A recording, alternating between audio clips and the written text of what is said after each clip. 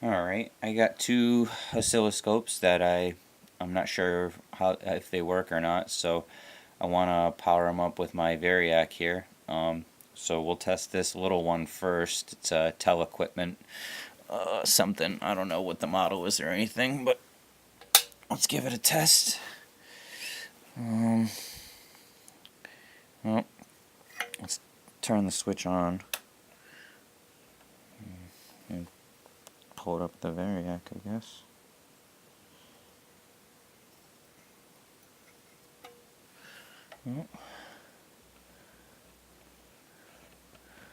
Okay. We got something. The screen lights up. Guess I should probably plug something into the input and see if it makes a pattern from there. So let me get my thing. Alright, if you can see it's got a sweep across there. So that's a plus. I got my probe hooked into it. I guess I gotta find something electrical now and see if I can. I'm just playing with the probe with my hands right now. Can it read what I'm thinking? Ooh, no. Putting it in your ear doesn't do anything. Don't do that. Alright, let me see if I can't find something to test. I'll be right back.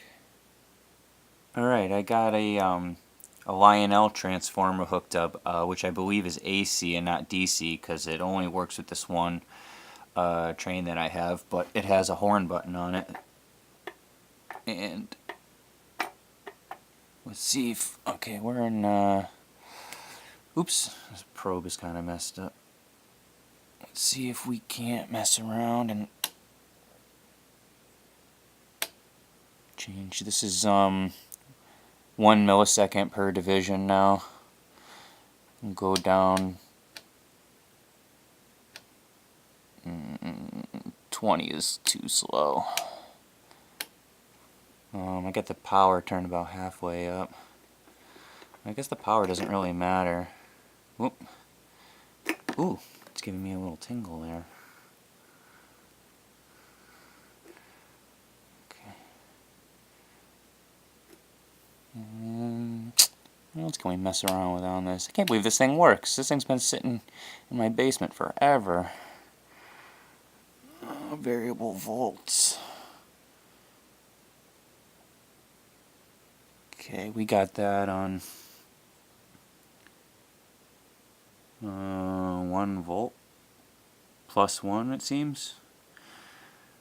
Oh, and there's a switch down here that says, oh, you can't see it. It says DC and AC, and I have it on AC right now as well, so it should be showing the sine wave. It's a pretty good one. This video really isn't meant to be informational or anything. It's just in case I blow myself up, you guys all can have a laugh with me, I guess. I can't really zoom out on that. I'm just tinkering around with this thing, to be honest. Ooh, I can sharpen the focus on? Oh, man. Look at that. Okay, I'm going to honk the horn. Okay, that doesn't do anything. Let's change the direction. It doesn't do anything. Turn the voltage up. Turn it down. Let's see if I can't get the lower voltage. Fold up. That's probably pretty accurate representation right there. I feel like that's only half the sine wave though, because it's AC. How can I get the whole sine wave in here?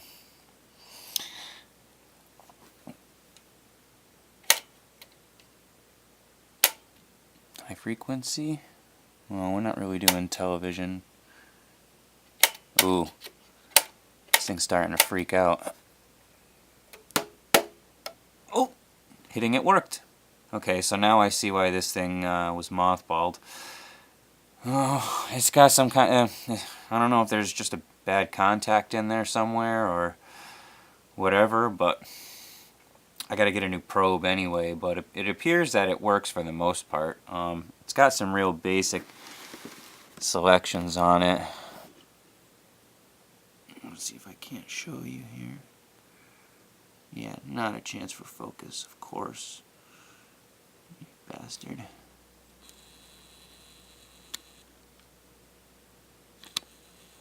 No, why would you want to focus?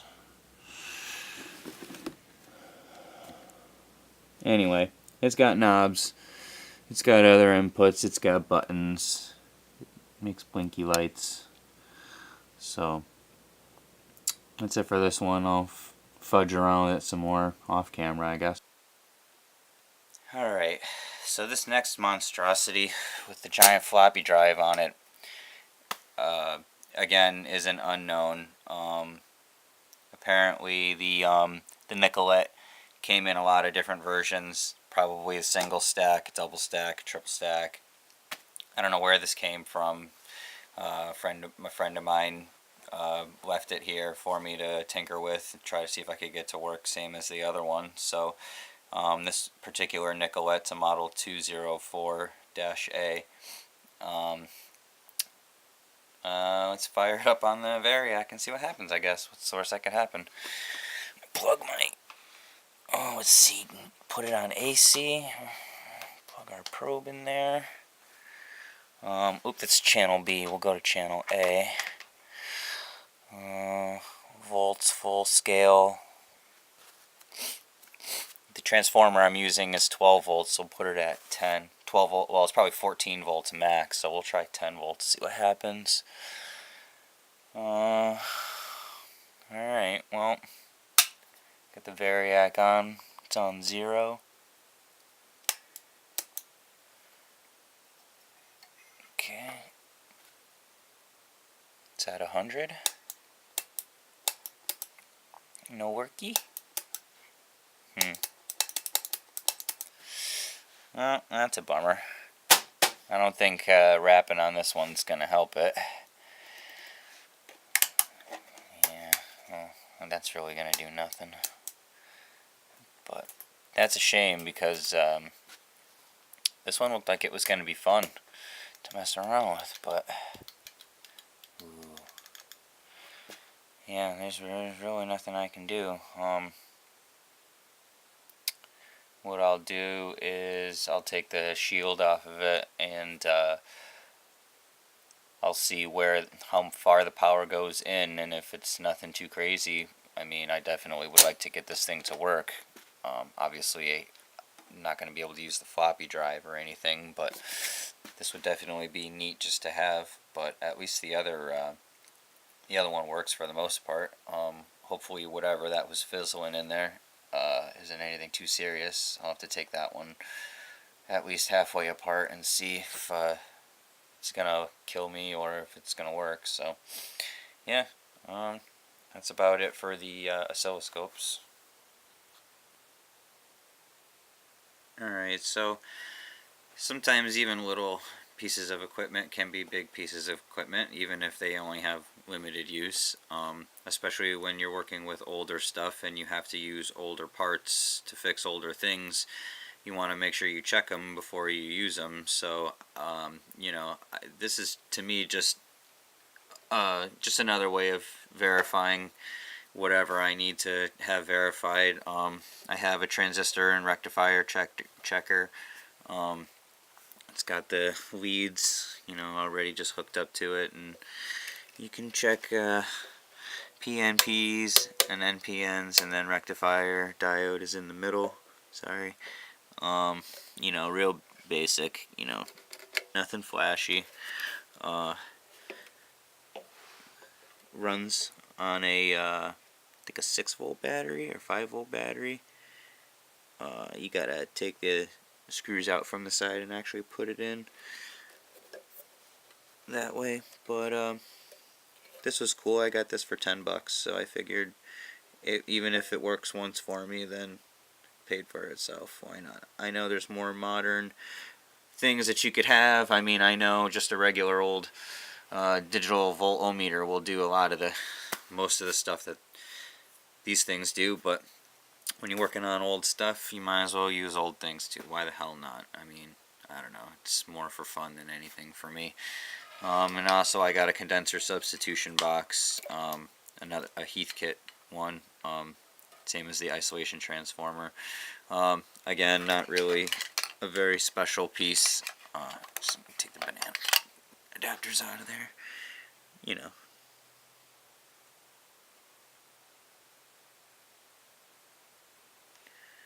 Again, this was like $10. I figured, why not? If anything, it's just cool to have, to be honest. Nothing on the back or sides or bottom or anything. Alright, this I actually expect to eventually use at one time or another. This is an isolation transformer. A lot of later solid-state televisions had cold ground chassis, but they had sections of them that were hot ground. So you need an isolation transformer to not, you know, either electrocute yourself or let the smoke out of the electronics inside the television, you know, stuff like that. So I thought this was really, you know, a good buy. I think I only paid 30 something bucks for this. I don't know. It's pretty heavy, so it costs probably more to ship than it actually did to pay for it. But yeah, again, not a very flashy instrument, but potentially useful for me in the future here. So,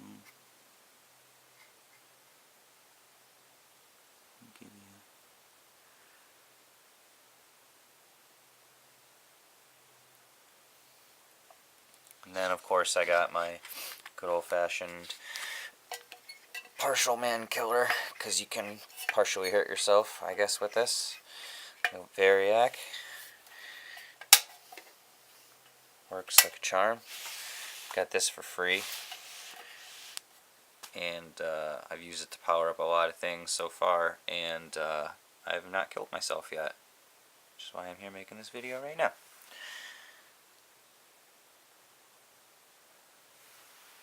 So yeah, little things, but they're neat, and I didn't want them to get thrown away, so they're mine now. Alright, and I got one more thing. Let me move all this stuff out of the way, and I'll bring it down, and I'll see if I can't get it all hooked up and making flashy pretty things. Alright, this relatively shiny box is a RCA WR64B color bar dot crosshatch generator. You know, again, very plain looking, although very nice hammer tone finish, shiny fronted, nice knob box. Actually, what it does is it makes the color bars, it makes the dots and the crosshatch on your television screen, so you can adjust it properly, so you can have a nice crisp picture. You can go up to 200% chroma on it, and you can also do a pattern and sound if you need to, and you can stimulate each gun, the blue gun, the red gun, and the green gun individually, apparently. So I'm just spinning around. And here's all the goodies on the back. To use this with a modern television, you gotta convert the 300 ohm to 75 ohms, so I have one of these little connectors. That's not to say I won't ever work on an older television, but most of the things that I would, you know, consider owning and possibly having to repair are probably in the 80s, something in that era, maybe even 70s. So that's not to say that because this is meant to work on older televisions, that it won't work for me. It just, you know, it is an older item, and it does have tubes in it, which I will show you right now. As you can see, it's still got the original cobwebs in it, but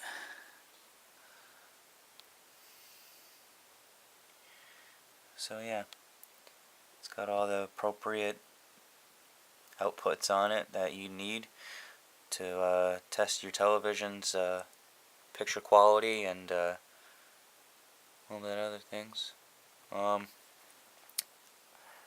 It appears to me that all the tubes in here are RCAs, which I would hope. So either they're original to the generator, or just whoever owned it, which is a man named Jack, who I actually bought a lot of these items from. He owned his family owned a whole electronics repair store in the 60s, 70s, and I believe 80s up into the, I think, early 90s.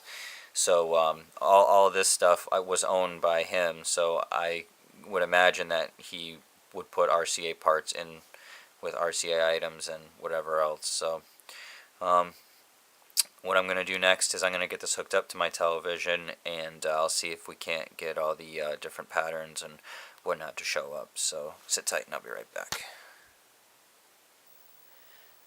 Alright, so I tried hooking this up straight to the 300 ohm connector on the back of this television. This is an older Panasonic television, which I believe is from 1983 or the early 80s. But it also obviously has a 75 ohm coax, which I tried, and that worked. So I don't know what the deal with that is. Could be the television. The reason why I picked this television actually is because my family has actually owned this television since it was new, and I can personally attest to how many hours are on this television. There are countless hours. This television's been left on for days at a time. Man, honestly, actually, I probably couldn't tell you how many hours are on it, because there are that many. But as you can see, well, or probably not, that the green is definitely a little faded. I got the chroma at 100% right now. At 200, it kind of comes out. So it is what it is. I'll turn the chroma down to 0. That's 100 right there. So, I mean, real basic. We got it on color bars right now, and then we got dots and crosshatch. Here's chroma, and here's all the functions. Standby, everything's on, but it doesn't make a pattern. It just, I guess you can have regular television sound come through. I'm not sure what that's all about. And then I have it on pattern and sound right now, just so there's no extra noise. Alright, so here's dots. It looks like there's supposed to be square pattern in between all of the dots, but I can't really see it. You can see it up here in the corner. But all of the dots appear to be pretty much aligned. They do have this little undulation going on there, so I mean, that's to be expected. This is obviously an all solid state television. It actually says CompuFocus on it, and none of these other little weird settings that I know nothing about really do anything. Anyway, alright, so that's that. Obviously pretty boring, and we'll try the crosshatch. Oh, okay, there's the crosshatch. It must have just been drifting in between the two. Alright, so you can see right over here we got some overlap going on in the lines. I'm going to set the camera actually down so you can see the undulation.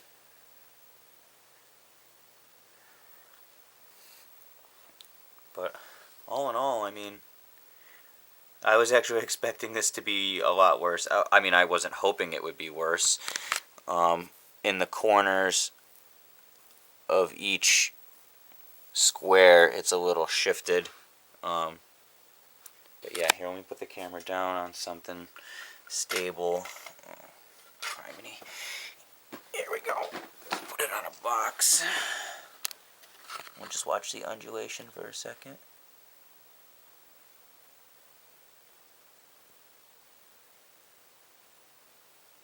So yeah, that could be anything. I don't plan on looking into it. This is just to test the color bar crosshatch dot generator. So I'll go back to the dots. real quick. Yeah, the dots, like, they twinkle. Probably can't see that, or maybe you can. I'll go back to the color bars. So yeah,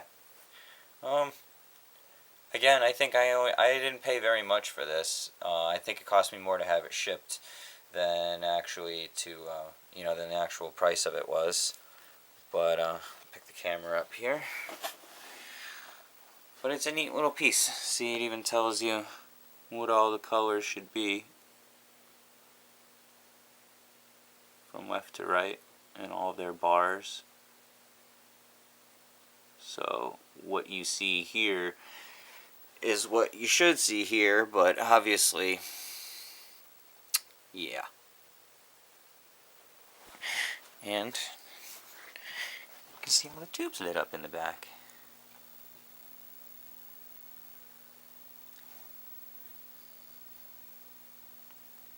Anyway, thanks for watching.